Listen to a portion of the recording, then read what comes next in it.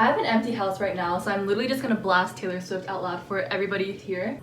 Hey everyone, it's Annie. I really hope I don't run out of storage. I feel like this is gonna be a long one. Ever since I unveiled the fact that I am in fact a Swiftie, so many of you guys have been asking for a Taylor Swift song to book rec video. This is that video. I know that one of my favorite booktubers, Steph Bohr, did a video exactly like this. So if you're looking for more books in the romance genre, definitely go check out her video. I'll have it linked in the description. But without further ado, let's just get started. I actually have two songs for the first book that I want to recommend, but it's because each song corresponds with one of the couples in this book, because there are multiple couples. The book is The Gilded Wolves by 𝐬𝐤𝐤𝐬. First is the song Wildest Dreams. That song reminds me of the couple Layla and Severin. Obviously the lyric, he's so tall and handsome as hell, that is exactly Severin. I mean, that's like a lot of fictional men in books, but that very much is Severin. Specifically, Think About Layla is this exact lyric.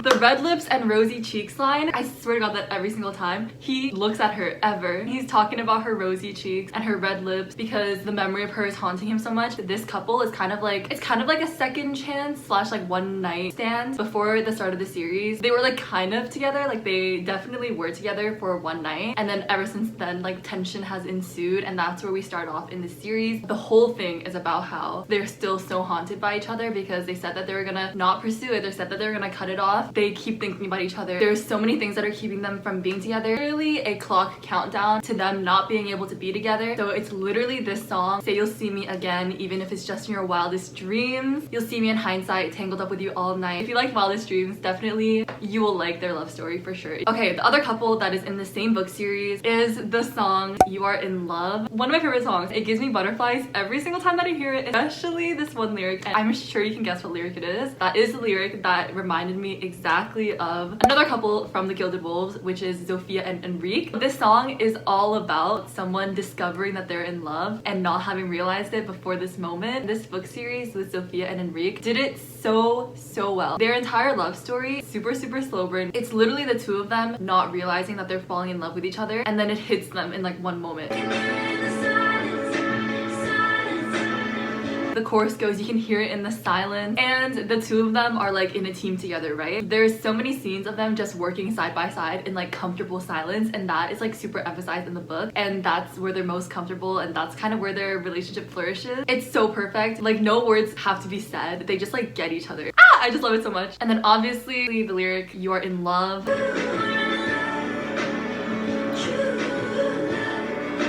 Oh my gosh, the chorus of the song actually gives me goosebumps. You like see them noticing each other, realizing that they feel specific emotions when they're with that person, but never realizing that that means that you're catching feelings for that person. No one says anything and no one knows, even they don't know. Also the lyric, for once you let go of your fears and your ghosts, that's exactly the foundation of their relationship. They can be super vulnerable with each other in a way that they can't be with anyone else on the team. And then the lyric that I have been waiting for, my favorite lyric, maybe one of my favorite lyrics in any Taylor Swift song.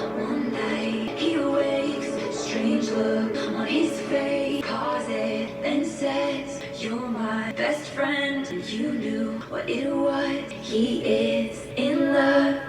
You can hear it. Name a more superior lyric. You literally can't do it. One night he wakes, strange look on his face, pauses, then says, you're my best friend. You knew what it was, he is in love. And if you know, you know the moment that Enrique realizes this about Zofia, it's the build-up that makes it so good. These entire 3 books were worth it, literally just for that moment, and the two of them are literally best friends. Okay, so those were the first 2 songs and the first 2 couples. I guess just one book series, but I just thought that those were such perfect matches. Okay, next is a throwback song, but it's honestly probably one of the best Taylor songs in my opinion, and it's really underrated. I listened to this song to no end. I can picture it clearly. School bus, middle school, disgustingly early in the morning.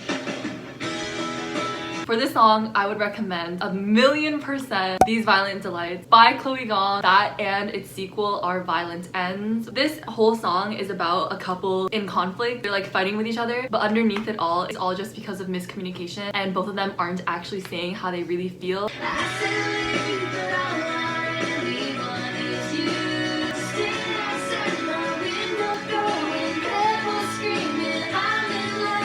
Violent Silent Delights is a Romeo and Juliet retelling, so tell me that those lyrics aren't actually perfect. Throwing pebbles at my window, screaming I'm in love with you. Very Romeo and Juliet-esque. Song just reminds me so much of the couple in this book, Roma and Juliet. They're from warring gangs. They're both like the heirs to these gangs that have a ginormous blood feud, like murderous blood feud. And it's kind of like a second chance romance, childhood lovers to enemies to lovers. Basically, they already have history together before this book starts. When they were like 15, they were secretly in a relationship. Some big betrayal happened and they became like arch enemies. We're basically seeing them reunite now a couple years later. They're like new adults, 19, 20. It's just a lot of tension and like unresolved feelings and frustration and conflict. All of it is basically because of ginormous miscommunications, but not in an annoying way, I promise. The Other Side of the Door by Taylor Swift is literally a song just about this big confrontation, and there's so many of them in this duology. Screaming and then being like, it's because I love you, you know the vibes. Don't you leave, because I know all I need is on the other side of the door. And there's literally a scene in this book series, an exact scene where there was this big fight, an angsty enemies to lovers confrontation fight. One of them ended up storming out and closing the door. Both of them are literally standing exactly on either side of the door, being like, oh my gosh, why did I say that? I know all I need is on the other side of the door. I didn't say what I actually wanted to say. There's like so much miscommunication that is happening and it's like so angsty. So the next one, again, I have two songs for one book, but each one to describe a different relationship in the book. The book is It Ends With Us by Colleen Hoover. The first song that I thought of immediately, Better Man. This whole song is about a girl who left a toxic and abusive relationship. If you could have been a better man, we could have been in love and have this epic love story, which is exactly what happens with one of the couples in It Ends With Us. This is about a girl named Lily, and she basically starts a relationship with this doctor named Ryle, and this is the relationship that goes sour throughout the book. We literally watch the process all from Lily's point of view, and we're seeing her having to deal with this, having to leave the relationship and the aftermath of leaving that relationship. It literally starts, I see the permanent damage you did to me, never again, I just wish I could forget when it was magic, because they did have a very epic meet cute and like very epic love story before red flags started showing up. And then the next lyric is, I know the bravest thing I ever did was run. You see how much difficulty she has with leaving that relationship. Also, I just realized that I have a wooden spoon here, which is amazing. Sometimes in the middle of the night, I can feel you again. Just wish you were better than. I just love this lyric so much because you look back at the relationship and their chemistry and you're like, it could have been really epic. But that brings us to the next song and the next relationship in this book. The song is This Love. The song This Love is all about an epic love that had to be let go and how it ends up coming back. And that is exactly what happens with the second storyline in this book. Follows a past timeline. We get flashbacks to Lily in high school. She kind of met a boy. In the book, you're basically seeing her reminisce about that relationship because she rediscovers her diary entries. It's with a boy named Atlas. Atlas actually ends up reappearing in her life in the present day. The song starts with high tide came, brought you in, current swept you out again. They actually met in high school because Atlas, he just had a really rough family life, didn't have a home to stay in. He ends up secretly living in like house under construction, which is right next to Lily, but then he ends up having to run away again, so current swept him back out again. And then we have the chorus. This love is good, this love is bad, this love is a lot back from the divine. This love is good. Obviously the two of them were crazy in love with each other. They just had such a deep emotional connection. And then This Love is Bad, it hurt her so much after he left. These hands had to let it go free, and this love came back to me. They do end up reconnecting, let's say. I'm not gonna spoil the ending, but been losing grips on sinking ships, but you showed up just in time. He literally showed up just in time right when she was going through the worst period of her life. The rest, you're gonna have to read the book. Next is another song from The Vault, Forever Winter, and Will Herondale from The Infernal Devices. This song just captures his whole thing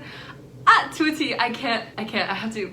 Just listen. He says he doesn't believe anything much he hears these days. He says, why fall in love just so you can watch it go away. He says, why fall in love just so you can watch it go away. If you know Will Herondale, his entire thing at the beginning of this series is that he literally pushes away all of the love that's given to him. You soon figure out that his entire mindset is literally that because he has a terrible childhood trauma. I'm not gonna spoil it because it's a revelation. Just believe me. He's up 3 a.m. pacing. He's up 3 a.m. pacing. Will Herondale's like telltale habit is that he just is up in the middle of the night and he just walks around London just like by himself. So he's up 3 a.m. pacing exactly.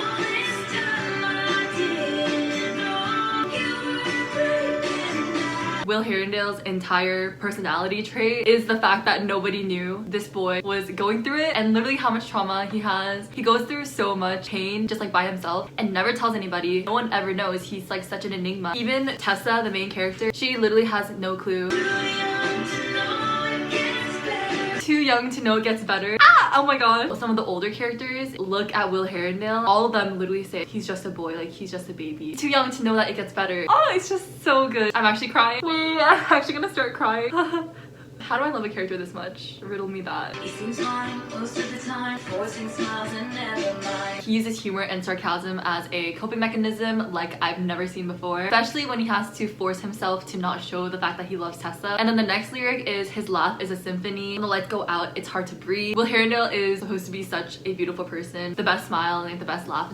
I call, just checking up on him. He's up 5 a.m. wasted. He's up 5 a.m. wasted. He also in the middle of the night will go out to all these like dens and just get wasted. And there's this one scene in particular, the other two main characters find him in this state. Oh, it's just so painful. To top it all off, we have the most perfect ending lyric to a song ever. You know that Taylor Swift has the best endings to her songs. He says doesn't believe anything much he hears these days. I say believe in one thing, I won't go away. Literally the perfect way to end this. Just imagine this from Tessa's perspective. Believe in one thing, I won't go away. She is the person who just stands by him, sees the good in him when he doesn't see it in himself, and chooses to never go away even though he actively tries to push her out of his life. This is literally the perfect song for Will Herondale. Okay, once again, we have two songs for one book. One is for the first half. See, when I told you that this was gonna be very specific, I was not lying at all. Okay, the two songs are Delicate and then Sad, Beautiful, Tragic, and the book, The Seven Husbands of Evelyn Hugo. Without spoiling anything, these two songs describe Evelyn Hugo's greatest love. The first one, Delicate. Reputation, iconic. Evelyn Hugo, our main character, is such a huge Hollywood star, so she obviously has such a big reputation. This greatest love that she's talking about, their relationship is super taboo in that society, which just makes the stakes all the more higher. Things like, we can't make any promises now, can we, babe? Is it cool that I said all that? Is it chill that you're in my head because I know that it's delicate? So freaking delicate. If it goes out to the public, it would ruin both of their reputations and just like ruin their careers. Times when I look into your eyes, I pretend you're mine all the damn time. Just the fact that they know that they can't ever truly be each other to the full extent that they want to be, and so they just have to pretend, hidden in hotel rooms and things like that. Moving on to Sad, Beautiful, Tragic. There's literally no other three words that could better describe their relationship. The opening lyric to the song is literally long handwritten notes deep in your pocket, and since their relationship had to be a secret, they would write all these long handwritten notes to each other that were just so beautiful. Beautiful magic love there was sad.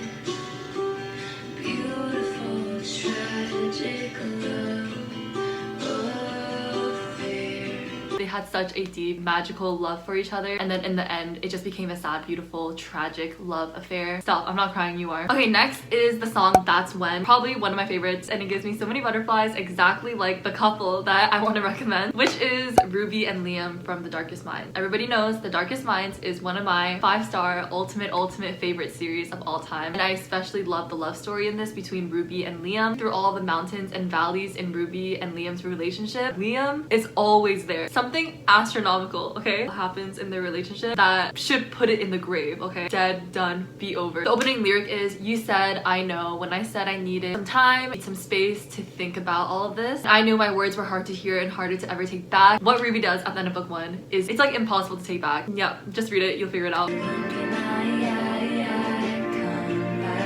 You said that's when I wake up in the morning. That's when it's sunny or stormy. Can we just talk about how that is literally one of my favorite Taylor choruses of all time? I think that it's so cute. When can I come back? And you said, that's when I wake up in the morning. That's when it's sunny or storming. So basically anytime. You come back anytime and I'm gonna be here. I don't care about what we've been through. That exact chorus is exactly what happens when Ruby and Liam have to come back together and everything is out in the open. She comes clean about everything. It seems like such an unforgivable act, but Liam is of course like, no, I'm gonna be here. I'm never gonna leave. I just love him so much. I cannot I cannot. You know, that's when I'll be waiting at the front gate. That's when I see your face. I'll let you in, and baby, that's when. Basically saying that she can always come back to him. He's never gonna leave. And that is exactly their relationship. Okay, the last song and the last book, Treacherous, one of my favorite songs. Can we talk about how this song is the origin story about why all of us want our own forbidden love? Middle school me was listening to this and just like writing a whole forbidden love story in my head where I'm the main character. Swear to God, that is not me. I've been indoctrinated. Obviously, the song is all about forbidden love, and couple that I recommend, Emma and Julian from Lady Midnight / The Dark Artifices series. Their love is so forbidden. Okay, not like incest forbidden. I know that there's a book that exists like that out there. This isn't that book. In this universe, they have like this special relationship. It's literally like magic. Like you can't break it. And it's incredible. They have this great, very, very close relationship. The way that they love and care for each other is like nothing I've ever read before. The one catch is that you're not allowed to like romantically fall in love. And we learn that the reason for that is because it's physically dangerous. Physically dangerous. You like set fire to things and like it's just catastrophic. It's like number one rule. You can't fall in love. What do these fools do? POV, you're inside my head in middle school. Put your lips close to mine, as long as they don't touch. So we can be as close as you want, but we can't fall in love. Out of focus, eye to eye till the gravity's too much. Obviously, they do end up falling in love. This love is treacherous. This path is irregular. I like it. Yup, this is the forbidden love anthem. This slope is treacherous, this path is reckless, but I like it. Okay, I mean, those are all the specific lyrics that I have specifically correlate with their storyline, but let's all take a moment to just jam to the best Taylor Swift bridge ever.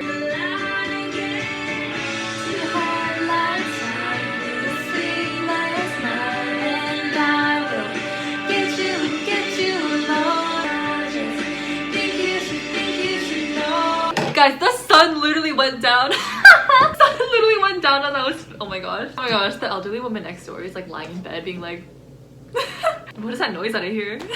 I'm going to end the video here. Be sure to subscribe down below if you haven't already. Follow me on Instagram at SunnyKimReads, and I'll see you all in the next one. Goodbye.